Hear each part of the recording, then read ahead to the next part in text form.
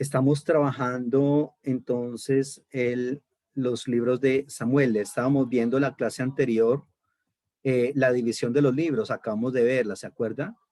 Entonces hablábamos de, de todo, grosso modo, digamos, como la división de estos dos libros. Y hemos estado leyendo algunos apartes y todo este asunto. ¿Cuál es el propósito del libro de 1 y 2 de Samuel?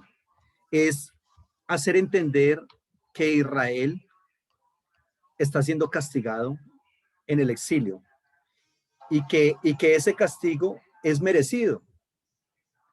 Cuidado, como era una época, lo que nosotros hemos conocido con el nombre de enoteísmo, Israel en el exilio piensa que el Dios Marduk es más poderoso que el Dios de Israel y que le ganó en la batalla y que por eso estamos nosotros aquí en el exilio en Babilonia, decían ellos. Y ahí el Señor tiene que enviarles a los profetas a decirles, no señor, un momento, no se equivoquen que eso no es así. Ustedes están acá en el exilio, es porque ustedes cometieron muchísimas faltas, no guardaron la ley del Señor. Yo les envié una cantidad de profetas que hablaran, pero ustedes no le hicieron caso a los profetas. Y ustedes están en el exilio es por el pecado, no porque Marduk sea más poderoso. ¿Ustedes están viendo una diapositiva ahí? ¿Hola? No, profe. No, ¿No? no, no. Oh, ¿y eso qué pasó? Es que no la había compartido, por Dios, perdónenme. Ahí ya. Listo. Entonces, a ver, entonces coloquemos las cosas en orden, dice el Señor. ¿Ya? ¿Por qué razón? Porque ustedes son el pueblo escogido, sí. Y yo le hice una promesa a David de que nunca faltaría un descendiente de él en el trono, sí. Pero eso, todas las promesas que el Señor les había dado estaban supeditadas a la obediencia del pueblo al Señor. ¿Dónde está esa obediencia? No fueron obedientes, por lo tanto, no tienen cómo reclamar o por qué reclamar. David, por ejemplo, había vivido bajo dos ideales. Uno, la fe, y dos, la obediencia al Señor. Pero el pueblo no quiso vivir de acuerdo a sus ideales. Entonces, la idea es que esos ideales fueran los que rigieran tanto al rey y al pueblo. Pero infortunadamente no lo hicieron. Y ellos cayeron en lo que se conoce como una teología popular, que no es nada más y nada menos sino una falsa teología.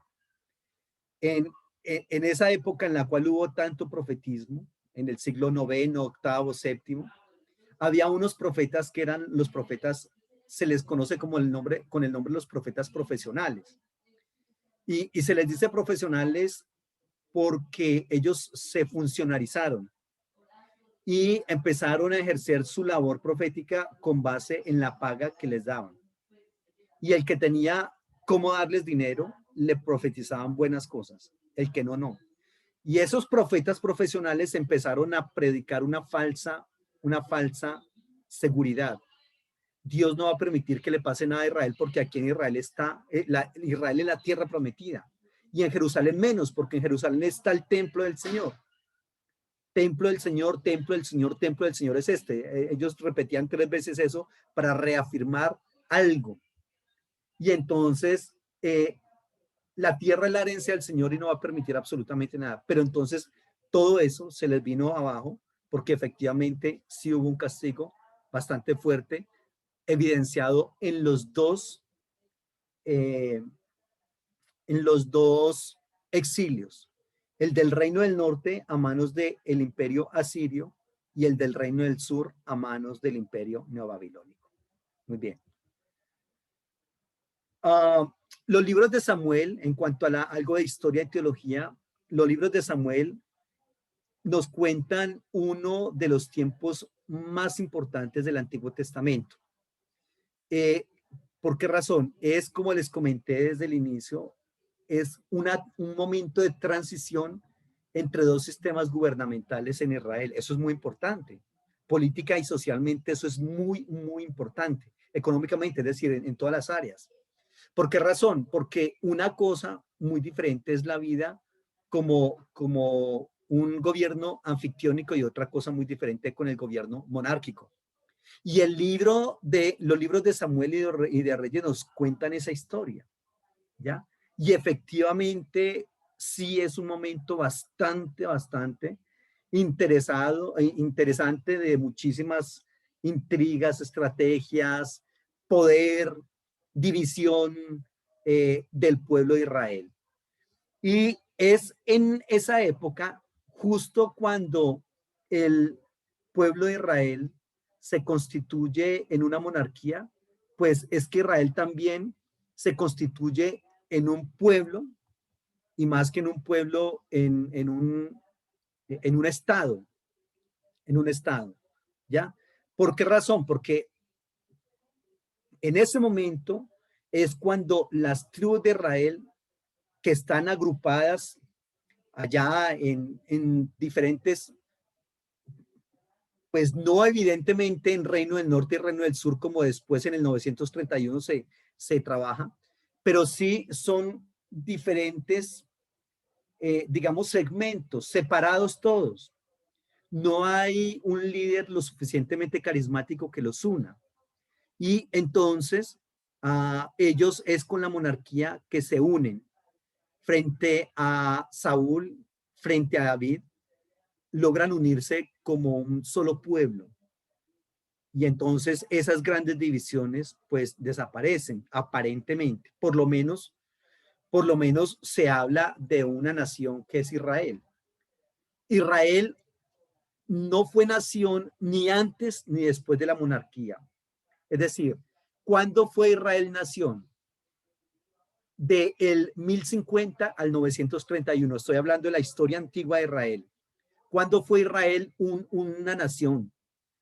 En el 1050 al 931 antes de Cristo. Antes no, porque antes era una liga tribal, correcto, 12 tribus. Y después tampoco, porque después fueron dos gobiernos enemigos, antagónicos, tremendamente antagónicos, el reino del norte y el reino del sur. Y eso significa que en la historia antigua de Israel fueron solamente un pueblo unido 120 años. Y desde ahí hasta ahorita, hasta el 1948, que volvieron a ser una nación por la propuesta de la ONU, de Estados Unidos, Inglaterra y otras potencias que dijeron hay que establecer un estado que se llame el Estado de Israel. Ahí volvieron a ser potencia. Pero la inmensa mayoría de su historia no han sido una nación. Volvieron a ser, no potencia, perdón, sino volvieron a ser una nación como tal. Son potencia, bueno, en este momento el ejército de Israel es uno de los más poderosos del mundo. Son potencia intelectual, tecnológica, sí, eso hay que reconocerlo. Tiene más o menos unos 100 premios Grammy, 100 premios, perdón, Grammy, 100 premios Nobel, mientras que los países árabes tienen 2. Eso tenemos que reconocerlo. Es uno de los países que más libros saca per cápita al año por promedio poblacional. O sea, tienen una cantidad de cosas impresionantes y eso no se puede ni se quiere desconocer, ¿no? Pero entonces solamente llevan esos tiempos en la antigüedad y ahorita como nación, de resto no. Y en esa época antigua se unieron en torno a una ciudad, Jerusalén, y en torno a una capital tanto política como religiosa, como en la actualidad también. En la actualidad, recordemos que Jerusalén es la capital, pero es una capital más bien como simbólica, más bien como emblemática de Israel, Jerusalén. Pero la verdad es que la capital, digamos, comercial y todo ese asunto es Tel Aviv. Ahí es donde está el aeropuerto y ahí es donde están todas las empresas, donde trabajan fuerte. De hecho, en Israel tienen un dicho: mientras que en Tel Aviv se trabaja, en Jerusalén se ora, porque efectivamente es así. Jerusalén sigue siendo como la capital reitero, como simbólica y por el significado que tiene, de su historia antigua y todo ese asunto, pero la ciudad que mueve realmente a Israel es Tel Aviv. ¿Ibas a decir algo, Carlos? Sí, profe, una pregunta. ¿Qué tan cierto es que Jesús murió en Palestina asesinado por los judíos? No, eso no es muy cierto, la verdad. No es muy cierto. Y como tampoco es cierto que lo que llamamos nosotros tradicionalmente el Domingo de Ramos le están extendiendo los ramos y que posteriormente a los 8 días lo están matando. No, eso no es cierto. Los que le extienden los ramos cuando él va entrando en el burro son una multitud diferente a la que posteriormente está crucificándolo. Son diferentes personas. Entonces, creo que hay como una confusión al respecto. Básicamente, los que van a intentar a destruir, pues digamos, a matar a Jesucristo, son realmente los poderosos. O sea, no el pueblo, los poderosos. Los poderosos que, cuando me digo poderosos, está, por ejemplo, Anás y Caifás, que son los sumos sacerdotes, pero eso era un cargo que estaba ya politizado. En ese momento lo compraban, eran los que tenían dinero para comprarlo. Y algunos también gente del Imperio Romano. Pero el pueblo como tal, no forma parte, digamos, como de esa gente que lo mata. Solo es la cúpula, los poderosos que... Profe, pero cuando el pueblo elige a Caifás, al ladrón, Barrabás. a Barrabás por encima de Jesús, no está matando a Jesús. Pero ahí habría que mirar quiénes son los que lo eligen, como te comento. O sea, no es el pueblo como tal, digamos, el pueblo como yo, no. No, porque no tienen esa injerencia. Los que tienen esa injerencia de decir quién son los poderosos, ya los que ven sus intereses afectados, o es decir, los de los grandes grupos político-económicos religiosos que hay, fariseos, saduceos, celotes, que todos quieren como ganar a Cristo para que sea un adepto de ellos, y Jesucristo a ninguno de esos grupos les copia, a ninguno, porque a Jesucristo no le interesa eso. Entonces ellos se sienten como retados, como desafiados, porque de todas maneras él también está ganando cada vez más, digamos, adeptos, y por lo tanto hay que sacarlo del camino. Pero no es el pueblo como tal. Lo que pasa es que Barrabás también ha sido, muchas de las características de mesianismo también se cumplen en Barrabás. Ese no es ningún bobito, ni ningún malhechor como lo han querido pintar en las películas. Barrabás es un líder social poderosísimo, poderosísimo. Y tampoco es que les interese a ellos, lo que quieren es sacar de taquito a Cristo. Pero no es que Barrabás pues les interese tanto en el sentido de que colocamos, tenemos en este tipo nuestras esperanzas cifradas, no, sino que sencillamente, a ver, hagamos un cambio entre estos dos, este es el que más el peligro representa, entonces que muera este, hablando de Jesucristo, pero no es que Barrabás esté siendo, digamos, la esperanza para el pueblo ni nada por el estilo, pero sí es un gran líder, sí ha sido un gran líder y ha demostrado también deseos, pero Barrabás sí es violento, Cristo no. Entonces, hay es que ver como los sectores poblacionales a los cuales se refiere el texto cuando habla de las multitudes, que tampoco son multitudes. Jesucristo no era tan conocido, ni tampoco lo seguían tantas multitudes como usualmente cuentan los evangelios, que obviamente ellos lo que hacen es hiperbolizar mucho todo lo que tiene que ver con Cristo, ¿no? Lo hiperbolizan. Pero realmente no es que Jesucristo haya sido tan conocido, ni que lo persigan tantas multitudes como dicen. De hecho, recordemos que cuando lo van a entregar, se acuerda lo que dice que tienen que besarlo para que, Judas tiene que besarlo para que sepan quién es.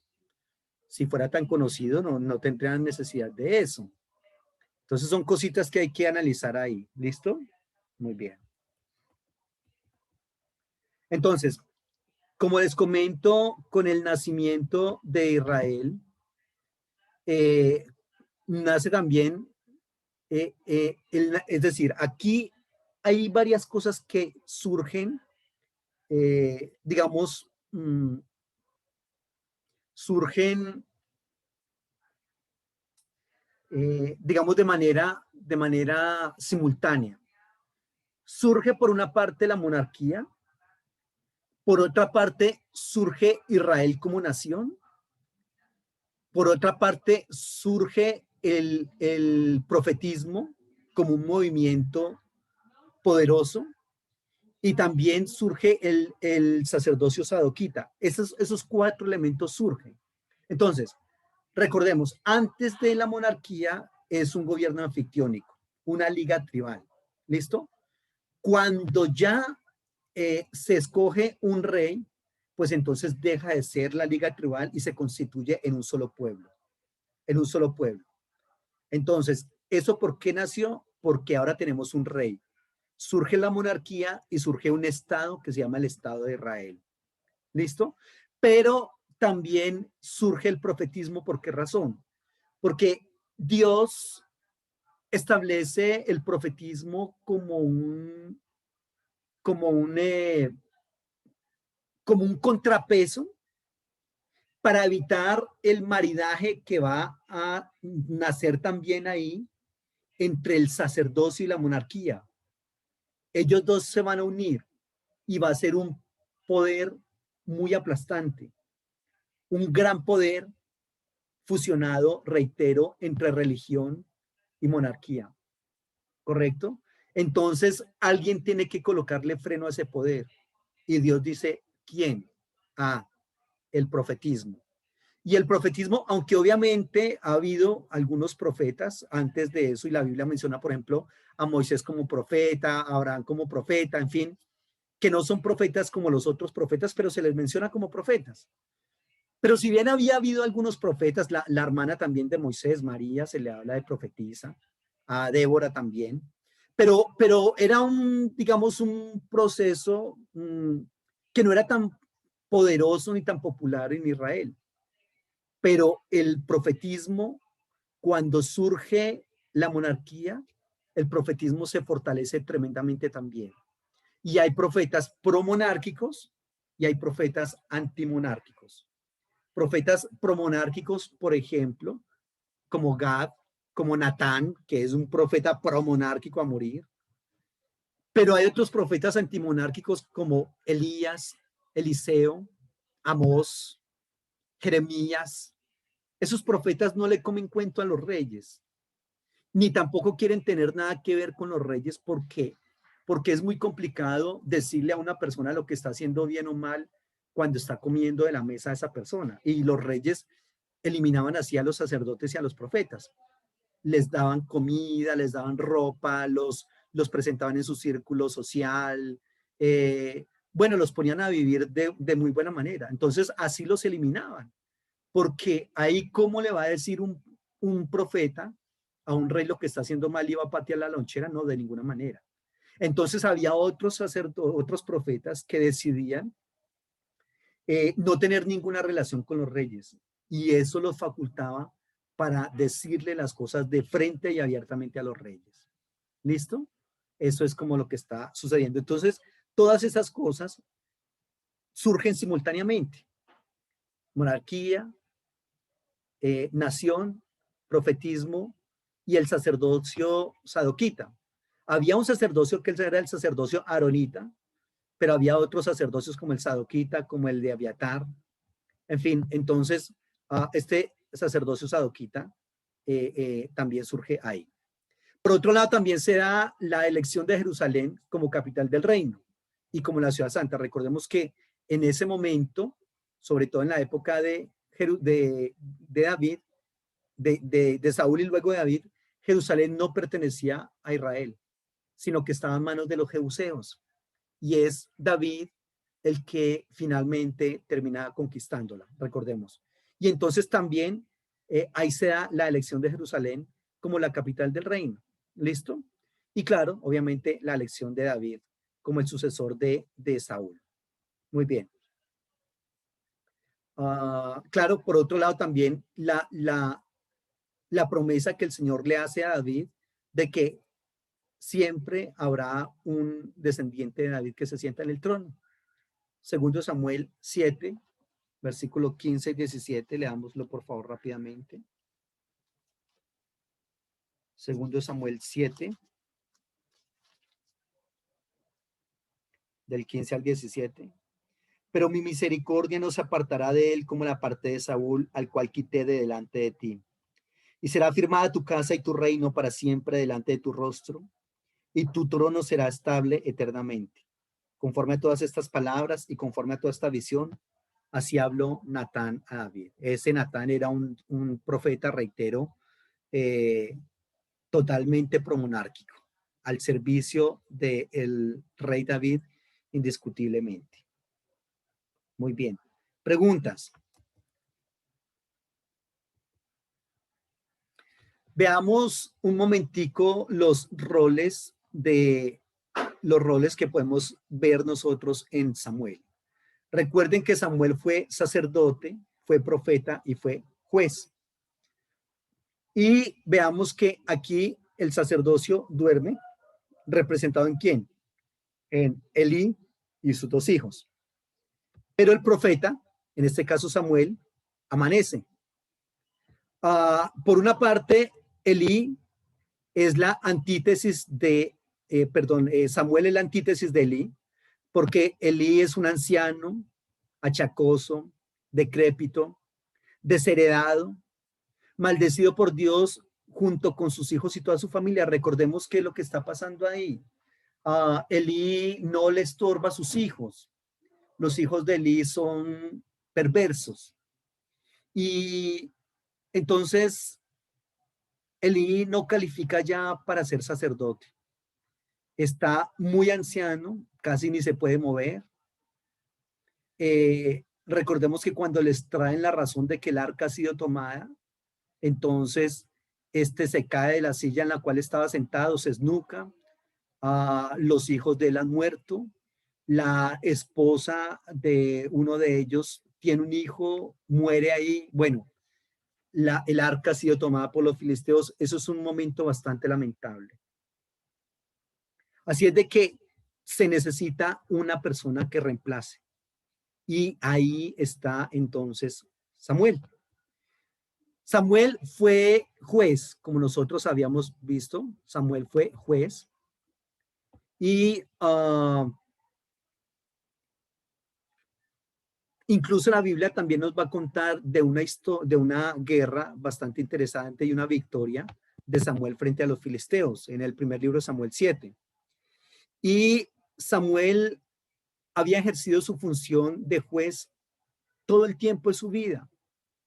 O sea que Samuel fue, obviamente, como nosotros sabemos, una figura tremendamente importante en el pueblo de Israel. Tremendamente importante. ¿Listo? Recordemos que los jueces fueron esas personas que en la época de la conquista de la tierra, después de la conquista de la tierra, hicieron cosas muy importantes para el pueblo. Y ahí estaba Samuel. Samuel es el último de los jueces, aunque la Biblia también habla de los hijos de Samuel como jueces, pero fueron jueces que no fueron apreciados por el pueblo. Samuel no tuvo tampoco mucho éxito guiando a sus hijos a la obra del Señor. Entonces, los dos hijos fueron rechazados por el pueblo, ¿ya? Y ahí es cuando entonces el pueblo le dice, necesitamos un rey. Entonces, con Samuel se cierra el periodo de los jueces y se abre el periodo de la monarquía. Reitero, no es tan sencillo. Es como, a ver, como si dijéramos aquí en Colombia, ya no vamos a ser demócratas, ya nuestro gobierno no va a ser democrático, sino que va a ser ahora comunista, algo así. Pero un poco más fuerte el asunto. Y Samuel fue el que dirigió al pueblo en todo ese proceso. O sea que, reitero, es una persona muy, muy fuerte. Pero de los tres roles que tuvo Samuel, el más importante de ellos fue el de profeta, no tanto el de sacerdote, aunque fue sacerdote, no tanto el de juez, pero el profetismo en Samuel fue de los tres roles el más importante. Entonces, como les comento, ahí nace el movimiento profético en la monarquía y Samuel es también la figura sobresaliente ahí, según nos cuenta 1 Samuel capítulo 3.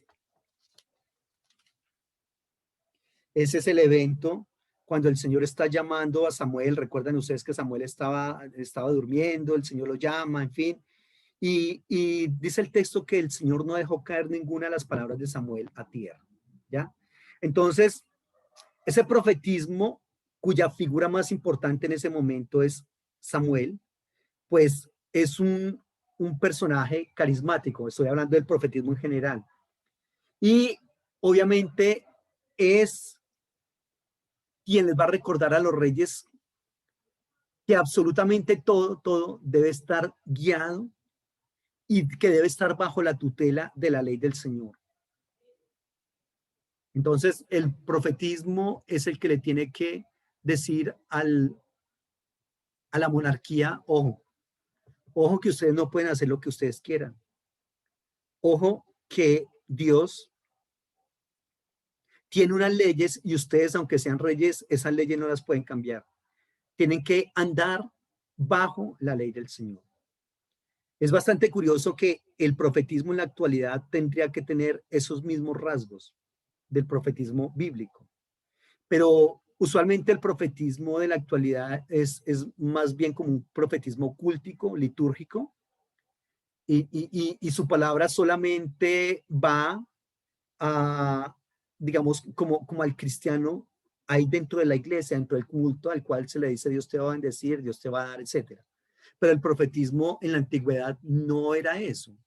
El profetismo en la antigüedad no se dedicaba a darle palabra a la gente dentro de la iglesia, sino que lo que hacía era tener una función muchísimo más pública, muchísimo más en cuanto a lo político, pero no con partidos políticos, sino diciéndole a los reyes y a los que están en el poder, lo que están haciendo está mal. Obviamente eran tremendamente perseguidos. Pero bueno, más adelante cuando terminemos estos libros de acá, vamos a hablar muchísimo del profetismo. Por otro lado, también era el profeta el que ungía a los reyes. Recordemos que Samuel unge a Saúl, Samuel unge a David, ¿correcto? Y eso es bastante importante. Ahí entonces se tiene una pregunta. A ver, ¿quién tiene más poder ahí? ¿El profeta o el rey? Si siendo que al rey lo unge es el profeta. Y usualmente, ¿quién unge a quién? Pues el más importante y el que tiene más poder unge al otro. Es decir, tiene que tener cierta autoridad una persona que unge a la otra, porque, a ver, entonces, ¿cuáles son sus méritos para estar ungiendo a otra persona? Ya, entonces aquí es algo bastante interesante ese aspecto, ¿no? Y ahí está, lo más importante para Samuel en el texto bíblico viene desde su rol como profeta.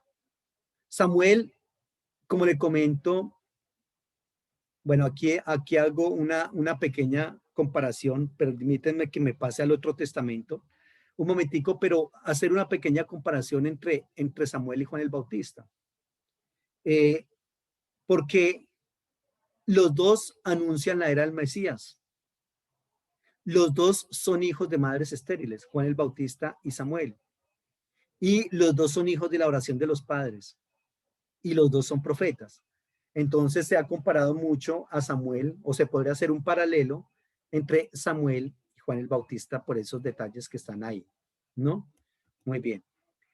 Samuel como sacerdote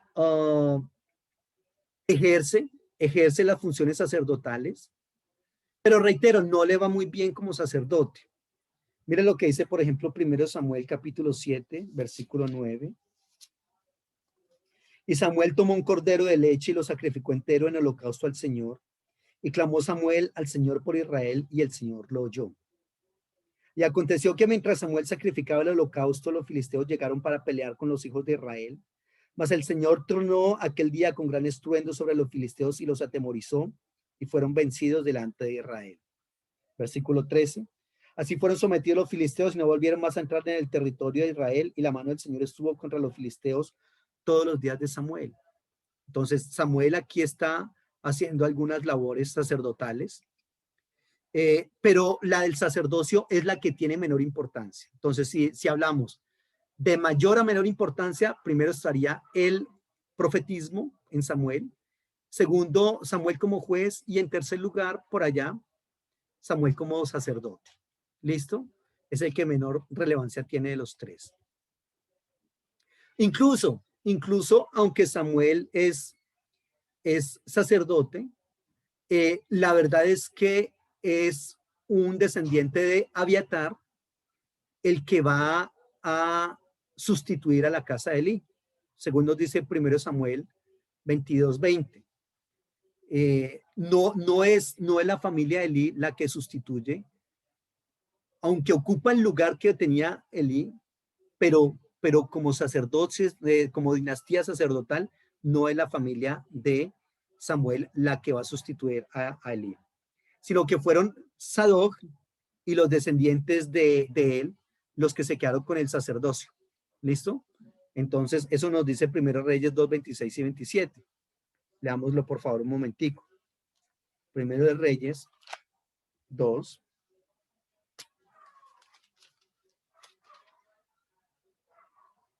$26.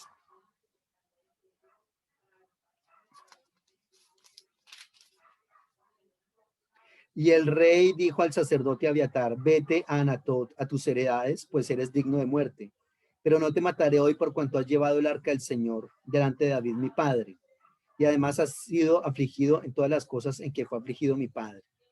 Abiatar había caído en desgracia y entonces el sacerdocio sadoquita fue el que se mantuvo en el sacerdocio. ¿Listo? Muy bien. Por otro lado, entonces hablemos un poquitico de la monarquía. Ahí está Saúl y David. Entonces recordemos que, como habíamos dicho, Saúl es de la tribu de Benjamín, la más pequeña de las tribus. Saúl es más alto que todas las personas. El más alto de Israel, el segundo más alto de Israel le llegaba solamente hasta el hombro. Y Saúl es una persona que empieza gobernando, digamos, relativamente bien. Es buen estratega militar, pero infortunadamente su baja autoestima, como les decía en la clase anterior, es lo que lo lleva al fracaso. ¿Listo? Finalmente, Saúl es desechado, pero sigue gobernando hasta el día de su muerte. Y según algún pasaje de la Biblia, es quien termina suicidándose después de agredir a David o perseguirlo para matarlo durante muchísimo tiempo. De todas maneras, sus dos hijos, Jonatán y su hija, prefieren a David antes que a Saúl. Y luego está David, o sea que la dinastía de Saúl, bueno, no es dinastía porque solamente queda ahí. Y luego entonces viene David, que es el hijo menor de Isaí. Ya sabemos que lo que pasa, estaba ya cuidando el ganado, lo toma Samuel y lo unge como rey a los 16 años, pero termina siendo rey más o menos por allá a los 32 años. David inicialmente es rey solamente en 3 tribus, luego de 3 años de gobierno, de 7 años de gobierno, si no estoy equivocado, lo llaman las otras tribus y le dice: venga, queremos que sea rey para nosotros. ¿Por qué razón? Porque, cuidado, hay una justificación teológica para decir que David está reemplazando a Saúl. Hay una profecía y hay una palabra del Señor, pero cuidado, una cosa es la justificación teológica, pero otra cosa es la justificación política y militar. ¿Por qué razón? Porque Saúl tiene familia que podrían seguir gobernando. Entonces, desde esa perspectiva, los verdaderos descendientes al trono, según lo que se propone en la monarquía, son los familiares de Saúl. Ahí está el famoso Mefiboset, recordarán ustedes. Pero entonces tiene que haber una justificación más que política, más que teológica, para que David entre a reinar, a gobernar. Y por lo tanto, David tiene, digamos, esa preocupación de qué va a pasar con su descendencia y con su reino cuando él ya no esté. ¿Qué va a pasar? Y por eso David se tira un cabezazo muy interesante. Pues tengo que concentrar los poderes político, económico y religioso en un solo lugar.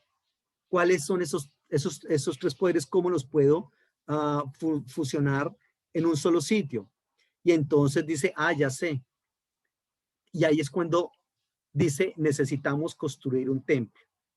La construcción del templo en Jerusalén a manos de David no es porque David, claro, el dulce cantor de Israel, quiere estar ahí, él no quiere saber nada de política ni nada de ese asunto, no, él quiere dedicarse a tocar el arpa en el templo de su Dios. Quiere componer salmos y adorarle y punto, que las demás cosas se solucionen como puedan, pero yo me quiero dedicar al Señor. No, eso es falso. Eso es falso. David construye un templo porque los templos en esa época servían como bancos también. Y era la concentración de poder político, económico y religioso. Entonces David necesita fusionar y concentrar esos tres poderes en un solo lugar y entonces bienvenido al templo. Por eso es que tiene tanta necesidad y tanto deseo de que eso sea una realidad, ¿correcto? Entonces hay que tenerlo en cuenta desde esa perspectiva. Y efectivamente le funciona porque Jerusalén no es el lugar de adoración más antiguo ni el más importante para los israelitas. Hay lugares de adoración más antiguos en Israel como Betel, Gilgal, Shiloh, Dan, Berseba, mucho más antiguos y más importantes. Pero como el templo en Jerusalén fue el lugar de adoración por excelencia de la monarquía, de los centros de poder, pues entonces ese lo superó a los demás. Pero eso fue un intento, reitero, de afianzar a la familia davídica en el poder del trono. ¿Por qué? Porque, reitero, había familia de Saúl que eran los adecuados herederos al trono. Es decir, que desde esa perspectiva, David y sus descendientes, desde una perspectiva política y militar, David y sus descendientes fueron gente que se adueñó del trono. ¿Correcto? Pero desde la perspectiva teológica, no, Dios desechó a Saúl y escogió a David. Entonces, ahí hay que tener en cuenta. Muy bien. Preguntas de estos libros de primero y segundo de Samuel. Preguntas.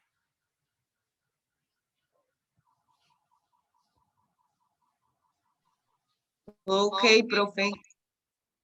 Yes. Muy bien.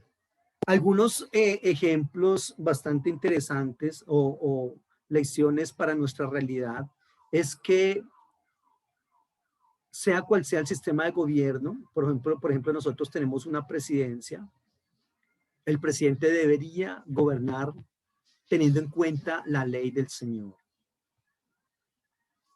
Y que le tiene que dar cuentas a Dios desde esa perspectiva. Eso tiene que tenerlo en cuenta el presidente. Y que ese maridaje entre política y religión, eso no es de ahora. Eso se da desde muchísimo tiempo atrás y no solamente en Israel, sino en toda la Mesopotamia. Pero que siempre cuando se da ese matrimonio entre política y religión, la religión queda en detrimento de la política. Porque la política siempre se lleva la mejor parte. ¿Ya? Y la religión termina entonces, reitero, siendo puesta de manera que termina siendo sierva de la política. ¿Ya? Y ese maridaje entre política y religión no es el más adecuado. Y mucho menos para que un pastor, en este caso, termine colocando partidos políticos y lanzándose porque es que Dios me dijo que iba a ser presidente. Eso es un cuento chino. Eso es sencillamente un deseo egoísta y malsano de un personaje o dos o tres los que se lancen. No es correcto. Ustedes están allá en Estados Unidos y allá tenemos un ejemplo grandísimo con Martin Luther King, que seguramente allá se pueden conocer muchísimas más cosas de él. Siendo pastor bautista, mire lo que logró socialmente, sin necesidad de pertenecer a un partido político, o mejor, hacer un partido político, sin necesidad de lanzarse a la política, no, sencillamente siendo pastor de su iglesia. Lo que no se puede lograr como pastor y como iglesia, jamás se va a lograr como político. No crea eso, porque la solución no viene de la política. ¿Ya? Entonces tenemos que tener en cuenta eso. Muy bien, hablemos un momentico de los libros de los reyes. Como les dije, en la Biblia hebrea, los libros de los reyes se llaman melahim. El término melahim significa reyes en el hebreo, melahim, los reyes. Mientras que en la Septuaginta se les denomina Basileion Gamma y Basileion Delta. Recordemos que les dije que 1 y 2 de Samuel eran Basileion, Alfa y Beta, y ahora Reyes, Basileion Gamma y Delta. Y les había dicho que eran una sola obra, ¿cierto? Basileion significa reinos. ¿Se acuerdan que les había dicho? Significa reinos. Muy bien.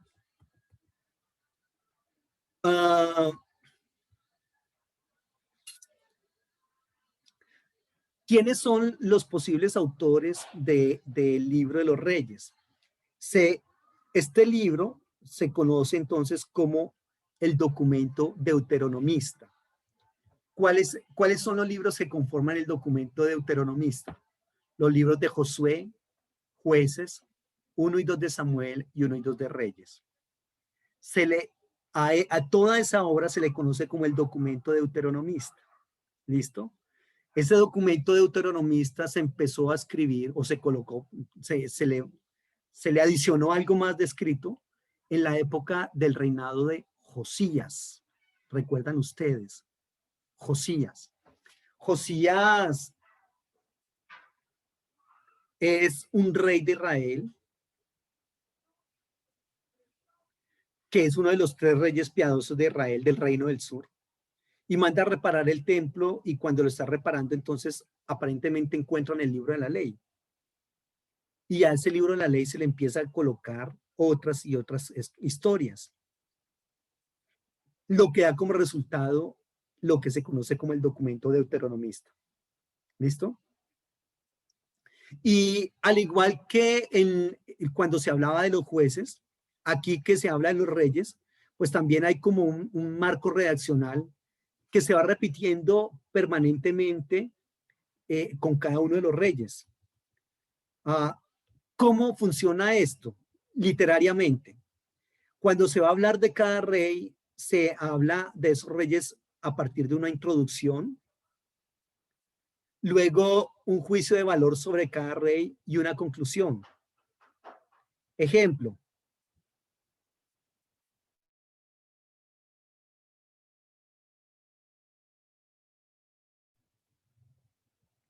Entonces, ¿cómo es que funciona? Mire la introducción.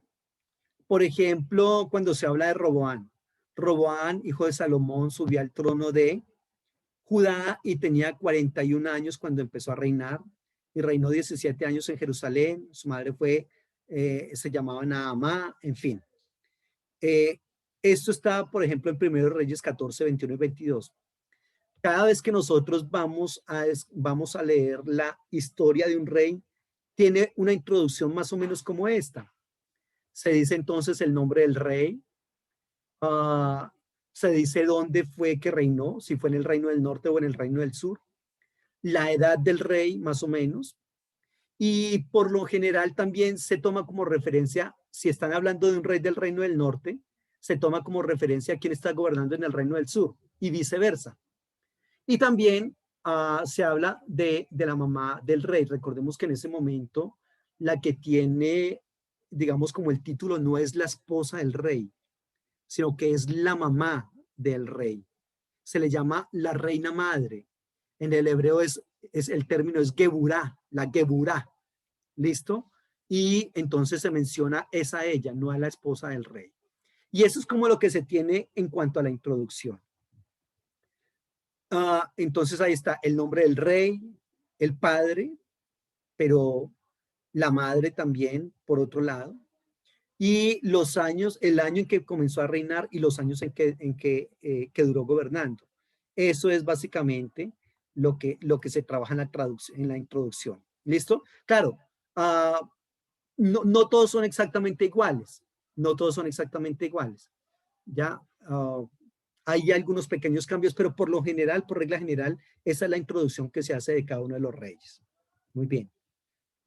Luego hay como un juicio. Un juicio es como un análisis crítico de lo que hizo ese rey, que podría ser uno de estos tres. Algunos reyes, a la inmensa mayoría, se le dice que hizo lo que es malo ante los ojos del Señor. ¿Y por qué esto? ¿Sabe cuántos reyes hubo total en Israel, contando el Reino Unido y el reino dividido? Y en el reino dividido, los reinos del norte y del sur. Hubo 43 reyes en Israel, 43. 3 en el Reino Unido, Saúl, David y Salomón. Y cuando se divide el reino, 20 en el reino del norte y 20 en el reino del sur. De esos 43, solamente 3 hicieron, digamos, fueron hombres, digamos, cabales frente al Señor. David, Ezequías y Josías. Esos 3 fueron los 3 buenos reyes. Y luego hay más o menos unos 5 más que fueron, que hicieron lo bueno delante del Señor, pero, por ejemplo, no se quitaron del todo los lugares altos o cometieron algún yerro, en fin. Entonces sería básicamente como 3 que hicieron, digamos, los reyes excelentes, 5 que fueron más o menos, serían 8, y 38 reyes que fueron perversos, que fueron malos. De esos reyes, siempre el juicio es, hizo lo malo ante los ojos del Señor. ¿Ya? Entonces, ese puede ser uno de los juicios. Pero el otro juicio es este. Hizo lo que es recto a los ojos del Señor, pero, ahí está el pero que les comentaba, no desaparecieron todos los santuarios de provincias y el pueblo siguió ofreciendo sacrificios y perfumes a ellos. Eso está en Primero Reyes 15, del 11 al 14, en Segundo Reyes 12, 13, 3 y 4, o 15, 3 y 4. Ahí. Entonces, cada vez que se habla de esos reyes, reitero que fueron medianamente buenos, pero que no se quitaron del todo los lugares de adoración u otras cosas. Y una tercera posibilidad de juicio es esta. Hizo lo recto a los ojos del Señor, enteramente como lo había hecho David, su padre. Algún ejemplo está en Segundo de Reyes 18:3 o 22:2. Leamos a ver de quién están hablando acá. Segundo de Reyes 18:3.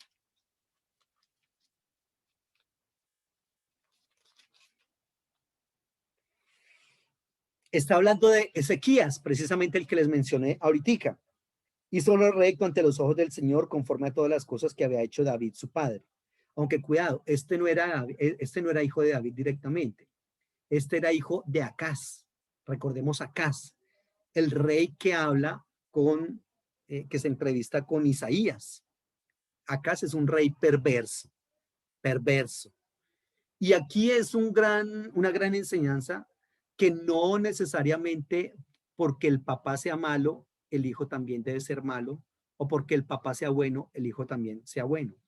Acaz fue un rey perverso y sin embargo engendró uno de los mejores reyes que fue Ezequías. Pero curiosamente Ezequías también engendró un hijo. Ezequías engendra un hijo cuando recordarán ustedes que Ezequías le dice al Señor que le alargue la vida. ¿Se acuerdan ustedes? 15 años.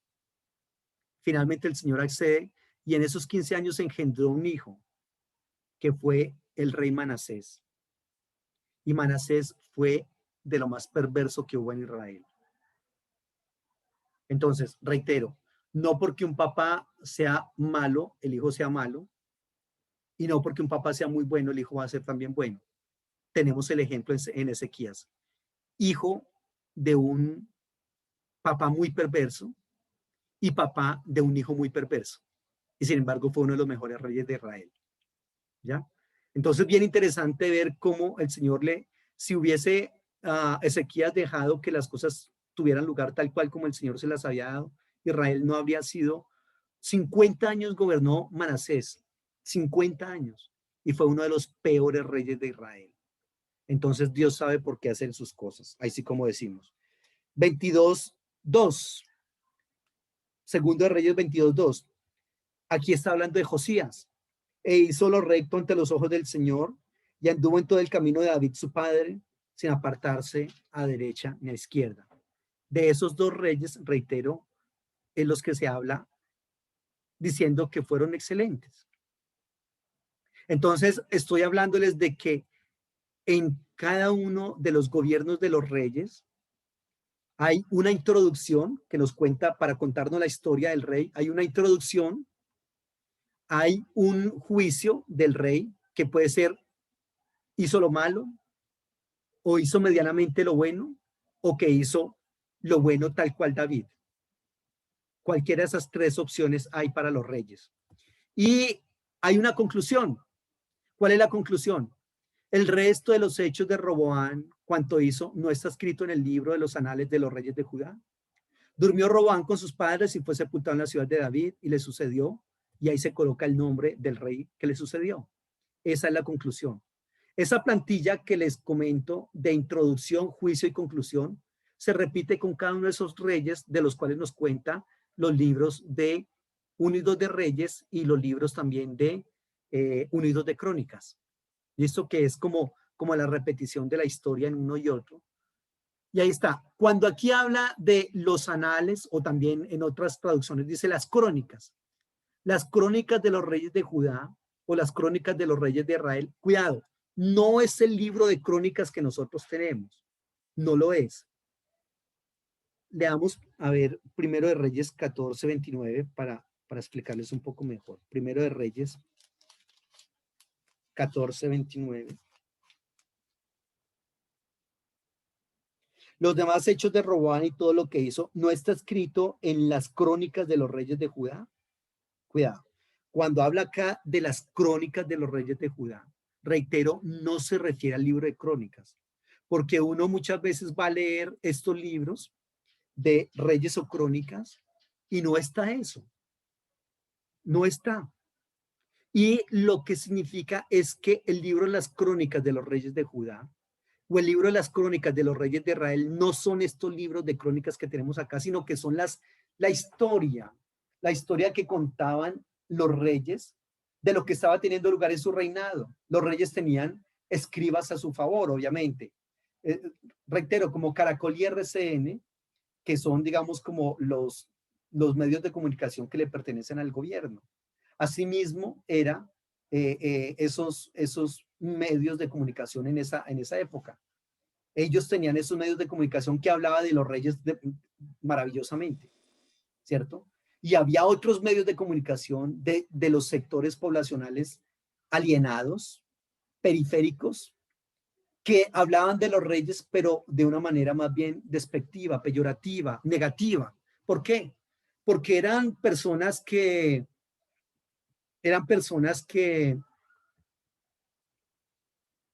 tenían que decirle a los reyes lo que estaban haciendo mal, porque eran los que les pagaban impuestos a los reyes para que vivieran con todo el lujo. Entonces, cuando eso es así, ya no, un momento, no puede ser así. ¿Listo? Entonces, ese es como el esquema que se repite en cada uno de los reyes de Israel. Muy bien.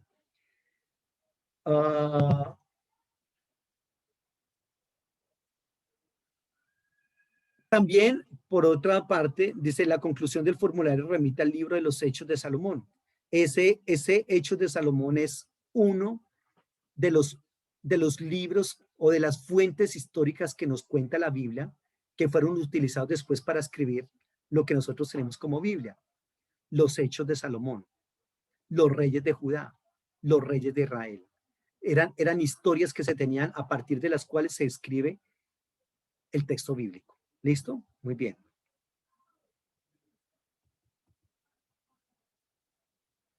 Cuando se habla de las crónicas de los reyes de Israel, eso se cita en la Biblia 17 veces.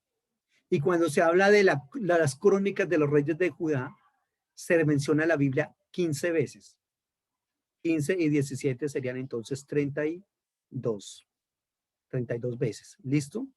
Se mencionan 32 veces eso de las crónicas de los reyes de Israel o las crónicas de los reyes de Judá. Muy bien. Hablemos un momentico de la división de los libros de 1 y 2 de Reyes.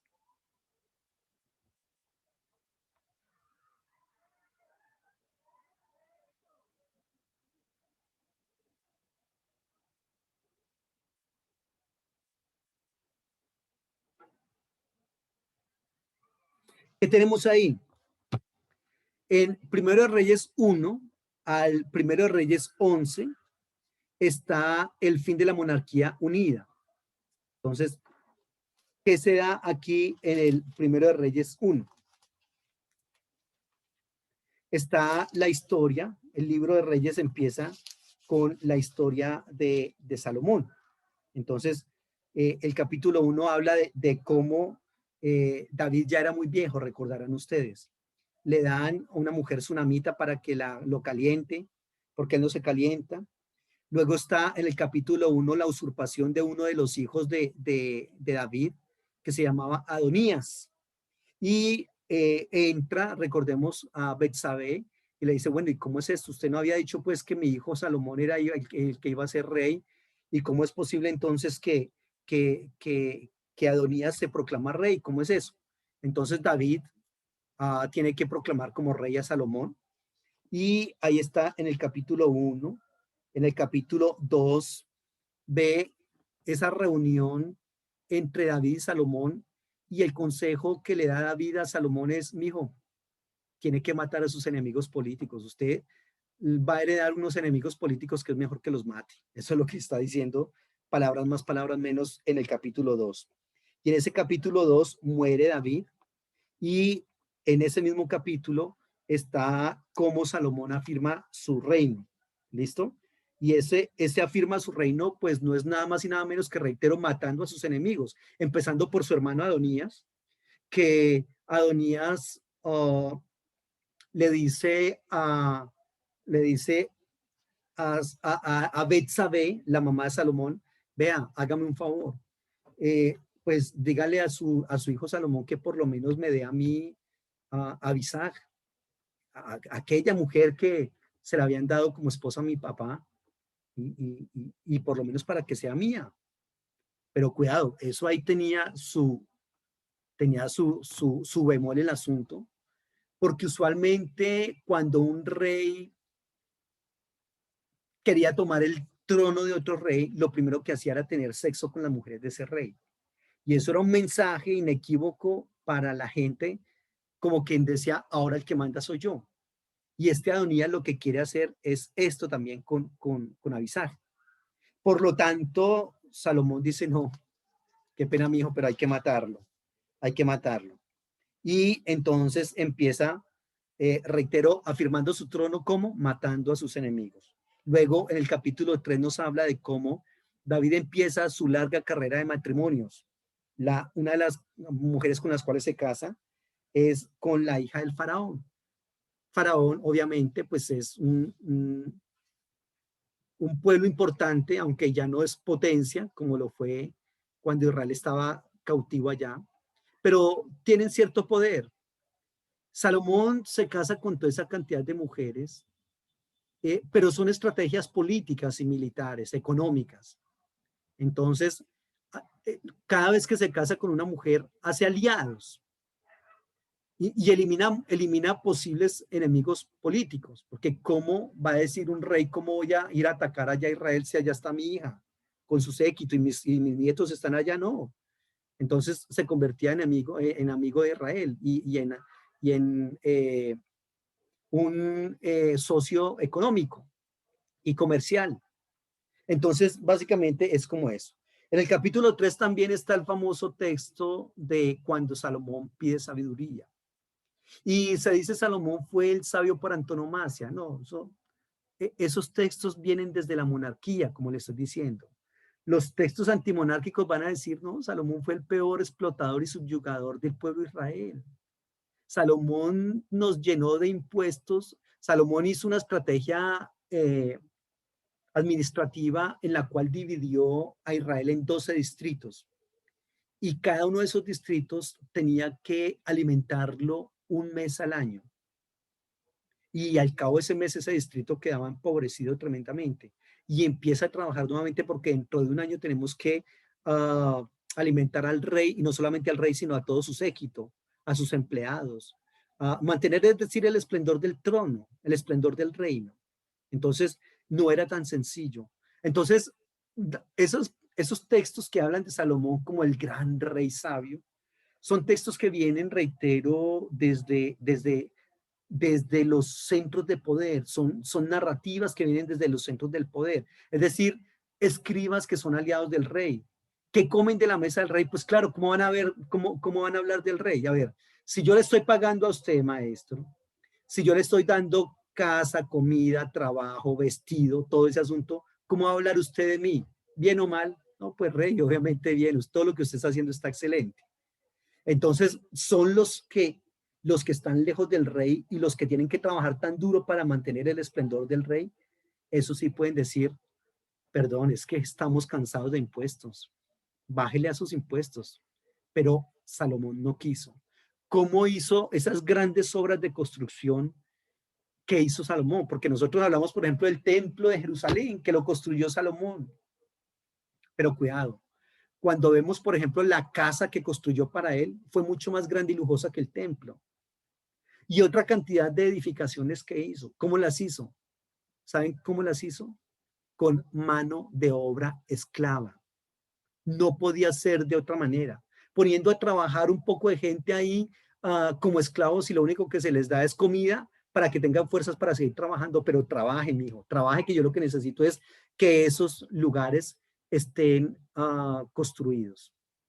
Entonces, fíjese que hay como dos maneras de ver, no solamente a Salomón, a David, a Saúl, a todos los reyes y a todos los personajes de la Biblia. Hay mínimo dos perspectivas diferentes, no antagónicas, yo creo que más bien complementarias, de ver a esos personajes. ¿Listo? Ya, entonces ahí está ese capítulo 3. Muy seguramente Salomón, como todos los políticos, o por lo menos la mayoría, suben al poder intentando o deseando hacer cosas importantes, pero después degeneró en un rey impío, en un rey perverso. Terminó adorando ídolos en el templo que él mismo había construido. Cuando ya era anciano, dice que las mujeres lo llevaban y adoraban a sus ídolos allá en el templo. Obviamente cada esposa que él tenía traía su propio séquito, sus propios dioses, y que finalmente terminaban construyendo esos ídolos a esos dioses dentro del templo de Jerusalén, y Salomón adorándolos. ¿Listo? Entonces, ahí está. Luego, en el capítulo 5, nos habla de cómo Salomón hace pacto con un rey que se llama Irán, que era un rey de Tiro, en cuanto a que le daba madera y otros insumos para sus construcciones. Y ahí está en el capítulo 6 la edificación del templo. En el capítulo 7 otros edificios de Salomón, que es lo que le decía ahora de la casa de Salomón y cosas de esas. Todo el mobiliario del templo. En el capítulo 8 está cómo Salomón traslada el arca al templo y cómo dedica el templo.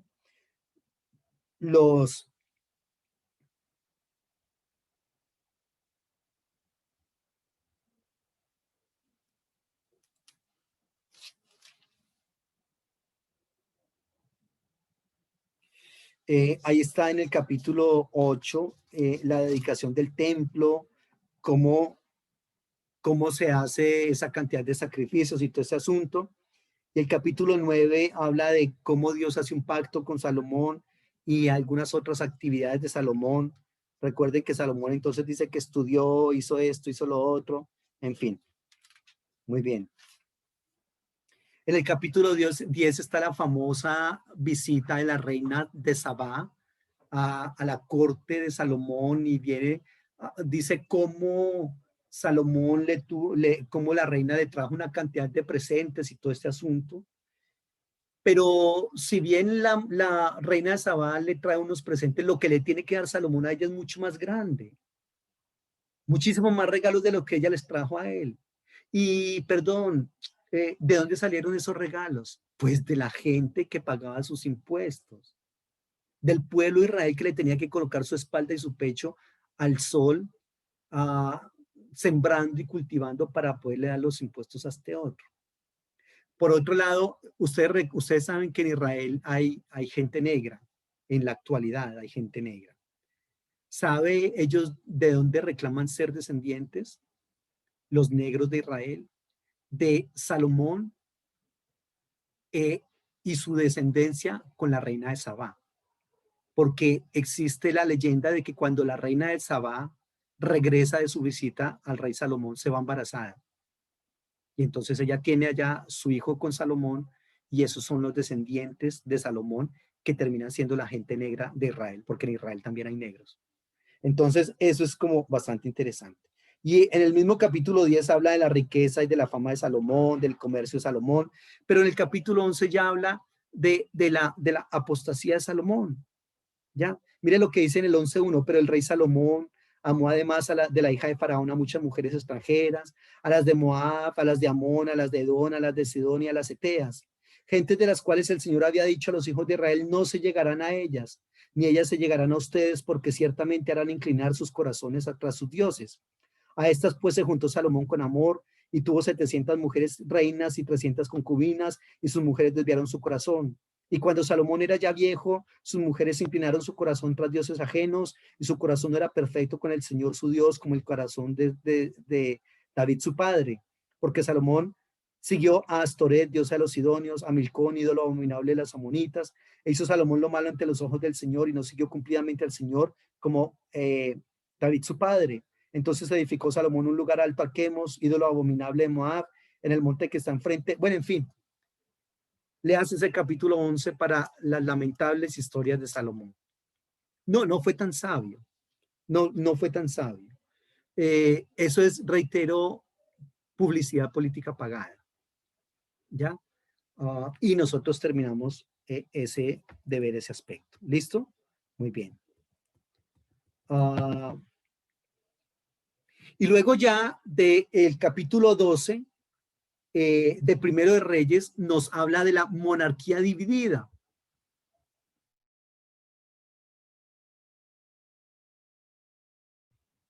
La monarquía dividida se da cuando entonces muere Salomón y lo sucede en el trono su hijo Robán, que ya conocemos la historia. La gente le dice, eso está muy complicado. Su papá realmente nos tenía con unos impuestos muy elevados, por favor, bájele.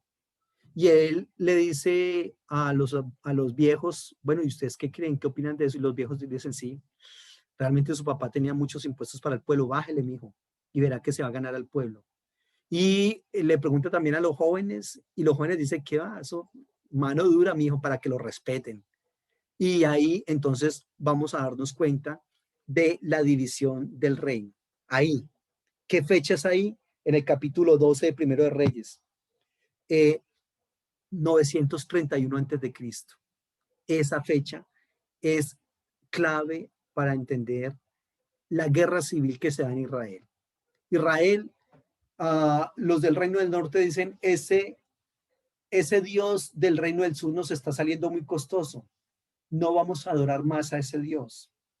Vamos a terminar adorando a otros dioses mejor. Y entonces ahí es cuando se divide el reino entre el norte y sur. El norte, 10 tribus, el sur, 2 tribus, Judá y Benjamín, ¿correcto? Y a partir de ahí duran más o menos en guerra 210 años. Bueno, no siempre fue guerra, a veces intentaron ser amiguis los unos de los otros, pero la inmensa mayoría sí fue guerra.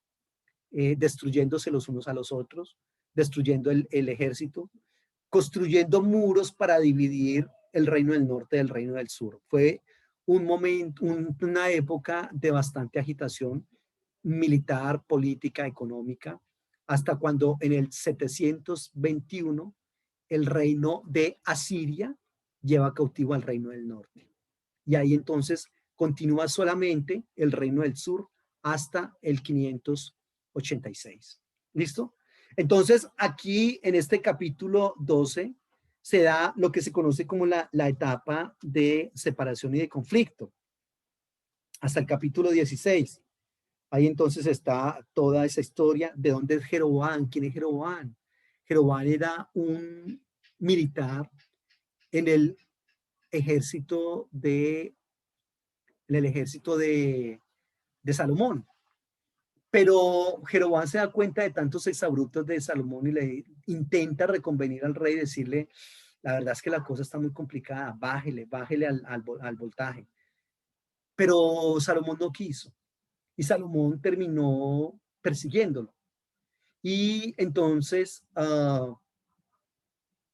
se da esa etapa acá de separación y de conflicto. Roboam tiene que salir huyendo de Israel, y cuando va huyendo se encuentra con el profeta, recordarán ustedes, y el profeta le rompe una prenda y le dice, tome 10 pedazos porque Dios te va a entregar estos 10 tribus de Israel. Y cuando Salomón muere, Jeroboam regresa a la cabeza de las tribus del reino del norte, y entonces es el vocero de ellas, y es el que le hace la petición a Roboam. Y al ver que Roboam dice, no señores, esto se va a complicar antes más. Entonces ahí es cuando él dirige y Jeroboam se constituye en el primer rey del reino del norte. ¿Listo? Eso es lo que está pasando ahí. En el capítulo 14, de todas maneras, hay palabra del Señor contra Jeroboam. Y en ese mismo capítulo 14 habla del reinado de Roboam. La verdad pasó sin pena ni gloria, más con pena que con gloria, Roboam. Ambos nombres, Roboam y Jeroboam, significa sea el pueblo ensanchado, pero ninguno de los dos hace que el pueblo sea ensanchado. Y ya en el capítulo 15 empieza a contar la historia de cómo empiezan a gobernar los reyes del reino del norte. En el año 18, el rey Jeroboam, hijo de Nabat, Abián, comenzó a reinar sobre Judá y reinó 3 años en Jerusalén. El nombre de su madre fue Maaca, hija de Abisalón, y anduvo en todos los caminos del padre. Entonces aquí se empieza a hablar de todos los reinados de los reyes del norte y del sur. ¿Listo? Todo eso están los capítulos 15, 16, 17, en fin. Y los capítulos 16 en adelante habla de la supremacía del reino del norte. La verdad es que el reino del norte durante muchísimo tiempo fue superior al reino del sur en aspecto económico, comercial, militar, porque el reino del norte tenía unas rutas de caravanas, 5 rutas, mientras que el reino del sur solamente tenía 2. ¿Por qué se daba eso? Porque el reino del norte era mucho más plano, mientras que el reino del sur era montañoso. Y eso hizo que el reino del norte tuviese una apertura muy grande comercial. Y aparte de eso, el Señor le prohibía a ellos tener comercio con otros pueblos, pero eso no le interesó nada a la gente del reino del norte.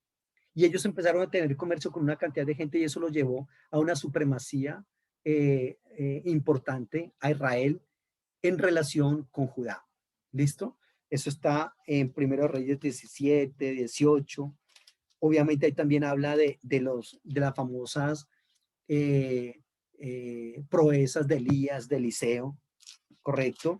Cuando los 400 profetas de Baal, cuando Elías ora para que no llueva, luego cuando Elías llama a Eliseo, en fin, todo eso tiene lugar ahí. Acab y la viña de Nabot, el reinado de otros reyes, y ya aquí en el segundo libro de Reyes está la historia de Elías y Eliseo, está los milagros que hace Eliseo a favor del pueblo, como el aceite de la viuda. Profe, 10 y cuarto. ¿Cómo, mijo? 10:15. Ah, mi hijo, qué pena con ustedes. Me entretuve acá dialogando. Es que ustedes hablan mucho.